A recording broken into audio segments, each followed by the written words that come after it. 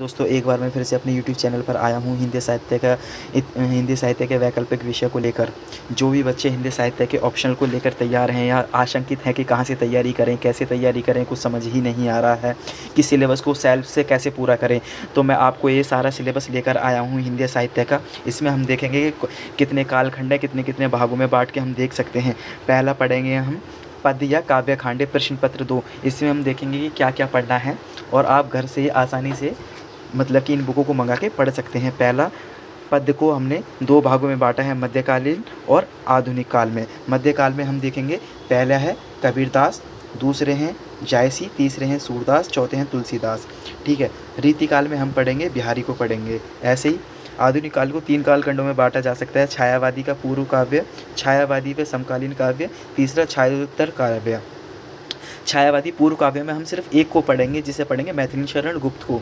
दूसरे में हम पढ़ेंगे सूर्यकांत त्रिपाठी निराला को और दूसरे जयशंकर प्रसाद, तीसरे राम सिंह दिनकर। ठीक है।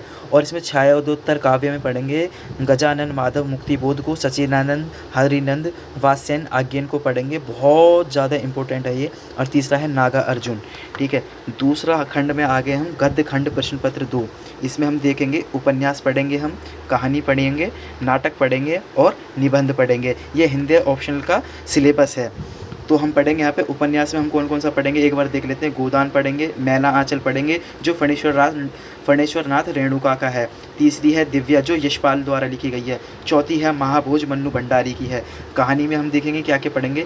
प्रेमचंद की सर्वश्रेष्ठ कहानियाँ, जैसे संपादक हो गए अमृत राय, दूसरे हो गए एक दुनिया समानांतर, संपादक हो गए राजेंद्र यादव। ठीक है। नाटक देखते हैं, नाटक कौन सा पढ़ना पड़ेगा।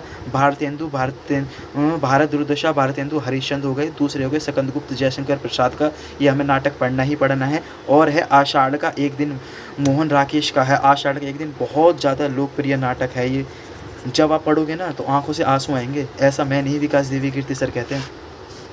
निबंध, और वास्तव में अगर देखा जाए तो बहुत अच्छा मतलब कि नाटक लिखा हुआ है आषाढ़ का एक दिन। चौथा हम देखेंगे निबंध। निबंध कौन कौन से आते हैं। चिंतामणि रामचंद्र शुक्ला का हो गया, ये कविता क्या है, ये इनकी है, वह श्रद्धा भक्ति क्या है।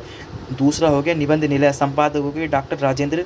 7 निबंध पाठ्यक्रम के अनुसार। ये सारा पाठ्यक्रम है। आप एक बार इसका स्क्रीनशॉट ले लीजिए और मैं आपको दिखाता हूँ कि यह हमारा संपूर्ण पाठ्यक्रम है हिंदी साहित्य का। अगर आप इस संपूर्ण पाठ्यक्रम को देखना चाहते हैं तो कमेंट करें, मैं इस वीडियो को तब बनाऊंगा। धन्यवाद दोस्तों।